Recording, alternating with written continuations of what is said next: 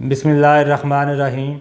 नाज़रीन, आज हम बात करेंगे कि बेनामी ट्रांजैक्शन की ममानियत का जो कानून है कि 2017 में आया था, उसके खदोखाल क्या है, और अगर आप बेनामी प्रॉपर्टी होल्ड कर रहे हैं तो उसके क्या कॉन्सिक्वेंसेस हो सकते हैं।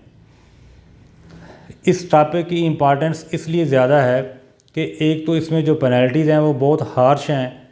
फिर अक्सर जो ट्रांजैक्शंस हो रही होती हैं, हमें क्योंकि इस कानून को हमने इतना पढ़ा या इतना डिस्कस नहीं किया कभी, तो शायद इग्नोरेंस में आपको ऐसी ट्रांजैक्शन भी कर रहे हों। तो इसकी पेनल्टीज़ क्या हो सकती हैं, पहले हम वो डिस्कस कर लेते हैं कि अगर कोई प्रॉपर्टी ये साबित हो गई कि वो बेनामी प्रॉपर्टी है तो वो सारी की सारी प्रॉपर्टी बहक सरकार ज़ब्त हो जाएगी। फिर जो लोग इस बेनामी ट्रांजैक्शन में एंगेज होंगे उनको 1 से लेकर 7 साल तक कैद बा मुशक्क़त जो है वो हो सकती है। फिर जो प्रॉपर्टी है उसकी फेयर मार्केट वैल्यू है उसका 25% तक जुर्माना भी हो सकता है। फिर अगर जब ये जो प्रोसीडिंग जब चल रही होती हैं, अगर कोई इन्फॉर्मेशन आप या कोई ऐसा डॉक्यूमेंट जो है वो फॉल्स प्रोड्यूस कर देते हैं वहाँ पे, तो उस केस में 6 महीने से लेके 5 साल तक की कैद व मुशक्क़त हो सकती है और जुर्माना जो है उस प्रॉपर्टी का 10% तक हो सकता है आपको। तो ये मैंने जिस तरह मैंने शुरू में कहा कि बड़ी हार्श किस्म की पेनल्टीज़ हैं और बड़े सीवियर कॉन्सिक्वेंसेस हैं, जिस वजह से इस टॉपिक की इंपॉर्टेंस बहुत ज़्यादा है।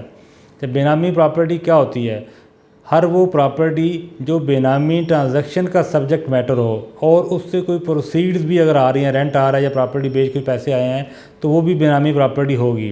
तो जिसमें की एलिमेंट है वो बेनामी ट्रांजैक्शन है कि बेनामी ट्रांजैक्शन क्या होगी, क्योंकि इसका सब्जेक्ट मैटर जो है वो प्रॉपर्टी ही बेनामी प्रॉपर्टी बननी है। तो बेनामी ट्रांजैक्शन में 4 बुनियादी किस्म के अरेंजमेंट हो सकते हैं, मुख्तलिफ ट्रांजैक्शन हो सकती हैं। पहला वो अरेंजमेंट जिसमें एक बंदा प्रॉपर्टी होल्ड कर रहा हो और उसकी जो कंसिडरेशन है या उसकी जो पेमेंट है वो किसी और बंदे ने पे की हो, और जो प्रॉपर्टी आप होल्ड कर रहे हैं वो जिस बंदे ने पेमेंट की है उसके बिहाफ के ऊपर उसके बेनिफिट के लिए होल्ड कर रहे हैं। तो ये अगर ये अरेंजमेंट होगा तो ये बेनामी ट्रांजैक्शन होगी और इससे जो प्रॉपर्टी होगी वो बेनामी प्रॉपर्टी कंसिडर होगी। लेकिन इसमें एक एक्सेप्शन है कि अगर आप प्रॉपर्टी होल्ड कर रहे हैं फिड्यूशरी कैपेसिटी, तो वो बेनामी ट्रांजैक्शन नहीं होगी। दूसरा, अगर आपने प्रॉपर्टी होल्ड कर रहे हैं जो आपके स्पाउस है, चाइल्ड है, ब्रदर, सिस्टर या जो लीनियर असेंडेंट डिसेंडेंट्स हैं, अगर वो होल्ड कर रहे हैं और उसकी जो कंसिडरेशन है वो नॉन सोर्सेज से आपने पे की हो, तो ये 2 एक्सेप्शन है। अदरवाइज़ ये जो अरेंजमेंट है ये बेनामी ट्रांजैक्शन होगी और इससे जो प्रॉपर्टी बनेगी वो बेनामी प्रॉपर्टी होगी। सेकंड, कुछ ट्रांजैक्शन या अरेंजमेंट किसी प्रॉपर्टी के बारे में हो और वो फिक्टिशियस नाम पे आप प्रॉपर्टी को जो ट्रांजैक्शन हुई हो, यानी कि ट्रांजैक्शन या arrangement in respect of a property in fictitious name, तो ये जो ट्रांजैक्शन या अरेंजमेंट है ये भी बेनामी ट्रांजैक्शन होगी और इससे जो प्रॉपर्टी बनेगी वो भी बेनामी प्रॉपर्टी होगी। थर्ड, जो ट्रांजैक्शन या अरेंजमेंट है यहाँ पर जो ओनर है जो प्रॉपर्टी होल्ड कर रहा है वो अवेयर ही ना हो, वो ये जानते ही ना हो कि मैं ये प्रॉपर्टी होल्ड कर रहा हूँ, या अगर आप उससे पूछें तो वो इनकार कर दे कि मुझे इसका पता नहीं है, तो इन डैट केस भी जो प्रॉपर्टी है वो बेनामी प्रॉपर्टी होगी। एंड लास्ट इसमें जो है वो ये है कि जो बंदा जिसने पेमेंट की है, कंसिडरेशन की है, प्रॉपर्टी की पे की है, वो ट्रेसेबल ना हो।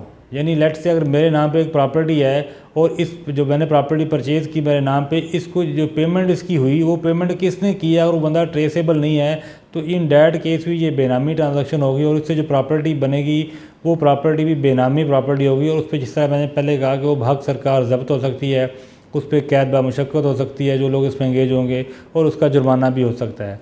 अच्छा, ये जो बेनामी प्रॉपर्टी है ये इसको कैसे इस्टेब्लिश करना है या इसका प्रोसेस क्या होता है?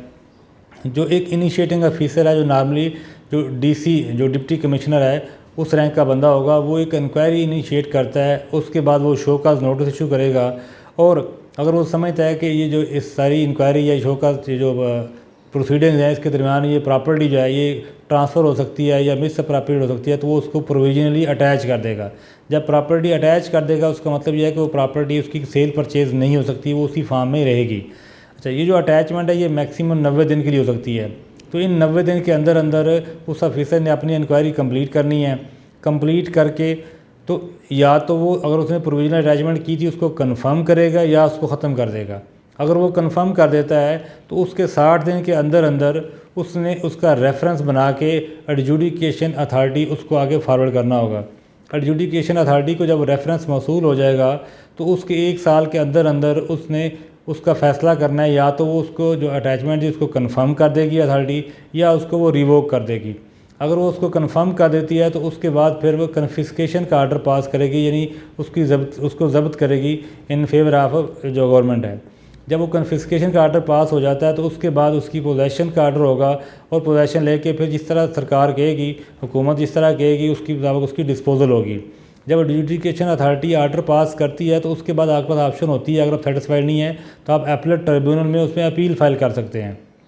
और अगर आपने अपील फ़ाइल कर दी तो फिर कन्फिस्केशन आर्डर तब तक नहीं होगा जब तक वो उसका फ़ैसला नहीं आ सकता। इसी तरह से ट्रिब्यूनल का फ़ैसला जब आ जाता है तो आप हाई कोर्ट में अपील रेफरेंस फ़ाइल कर सकते हैं, या फिर आगे सुप्रीम कोर्ट तक आप जा सकते हैं। तो ये इसका प्रोसेस होगा कि इसको कैसे आपने एडजुडिकेट करना है। अच्छा, इसमें क्योंकि शुरू में इसकी जो कानून आया तो इसमें स्टाफ के इश्यूज़ थे, इसकी ट्रांसफ़र पोस्टिंग के इश्यूज़ थे, और इसका अपना कोई प्रॉपर सेक्रेटरीट बना नहीं था, तो जिस वजह से इसका प्रोसेस थोड़ा स्लो था। लेकिन अब कल की डेट में इसका जो एडजुडिकेशन अथॉरिटी है उसका सेक्रेटरीट उसका इफ्तिताह हो चुका है, और कल उन्होंने कंफर्म भी किया है कि इस वक्त तक 95 जो है वो रेफरेंस एडजुडिकेशन अथॉरिटी के पास फ़ाइल हो चुके हैं। उस 95 में से 68 का फ़ैसला भी उन्होंने कर दिया है। उसमें 52 जो केसेस हैं उसमें जो प्रॉपर्टी थी उसको उन्होंने बेनामी डिक्लेयर कर दिया है, और उनकी वर्थ जो है वो अराउंड 15 बिलियन है। 15 अरब रुपये की उसकी वर्थ जो डिक्लेयर्ड वैल्यू है, वो जो उसकी एक्चुअल मार्केट वैल्यू है वो इससे कहते हैं कि कहीं ज़्यादा है। और बहुत सारे केसेस इस वक्त अंडर प्रोसेस हैं। तो आप भी अपने केस में देखें कि जो प्रॉपर्टी अरेंजमेंट आपके हैं वो कहीं किसी तरह से इस जो बेनामी प्रॉपर्टी का कानून है इसमें हिट तो नहीं होते, क्योंकि अगर इसमें हिट कर गए तो फिर उसके कॉन्सिक्वेंसेस बड़े शदीद किस्म के हैं। देखिए, टैक्स की अगर आप नॉन कंप्लायंस करते हैं तो क्या होता है कि मैक्सिमम आप उससे टैक्स रिकवर कर लेंगे, कि अगर हाईएस्ट रेट भी हो तो उसका 35% रेट है या कुछ पेनल्टीज़ हैं। लेकिन अगर बेनामी ट्रांजैक्शन में आपकी प्रॉपर्टी हिट होगी, ट्रांजैक्शन आ गई, तो फिर उसमें सारी की सारी प्रॉपर्टी 100% जाएगी, और उसके ऊपर ओवर एंड अबव आपको जो इम्प्रिजनमेंट है, जो कैद व मुशक्क़त है, और फिर उसके ऊपर जुर्माना भी है। तो इसलिए ये बड़ा हार्श कानून है। इसकी आप जो है ख़ुद भी आप इसको पढ़ें, और अपने जो हल्के अहबाब है, दोस्त जानने वाले हैं जहाँ पर ये ट्रांजैक्शन हो रही हैं, उस पर थोड़ी सी इसकी अवेयरनेस भी क्रिएट करें। इसकी एक एग्जांपल मैं देता हूँ। फॉर एग्जांपल, आपने एक प्रॉपर्टी परचेज़ की, उसकी सारी कंसिडरेशन आपने पे कर दी, पूरी पेमेंट मालिक को कर दी। उसके बाद आपने कहा यार मैंने प्रॉपर्टी अल्टीमेटली आगे बेच देनी है, तो मैं अगर अभी ट्रांसफ़र कराऊंगा तो मुझे इसकी शायद ट्रांसफ़र कास्ट जो है वो पड़ेगी, और मुझे अल्टीमेटली मेरा प्रॉफिट कम हो जाएगा।